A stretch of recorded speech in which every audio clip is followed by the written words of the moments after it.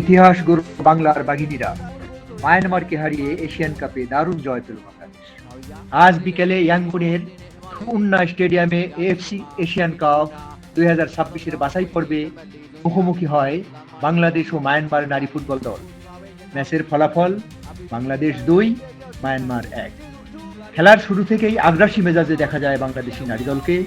19তম মিনিটে দুর্দান্ত এক ফ্রি কিক থেকে গোল করেন ঋতুপর্ণা চাকমা। প্রথমার্ধের শেষে 1-0 ব্যবধানে এগিয়ে থেকে মাঠ ছাড়ে বাংলাদেশ।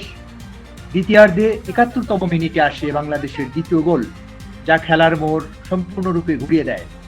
শেষ দিকে মায়ানমার একটি সান্ত্বনাসূচক গোল করলেও ম্যাচে আর ফিরে আসতে পারে।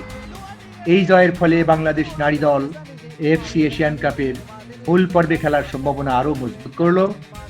রক্ষণভাগের উপমা চাকমার সেভগুলি ছিল অসাধারণ। বারবার দলকে রক্ষা করেছে নির্ভীক চিত্তে। ম্যাচ শেষে কোচ বলেছেন, এই জয় শুধু খেলোয়াড়দের নয়, গোটা বাংলাদেশের জয়।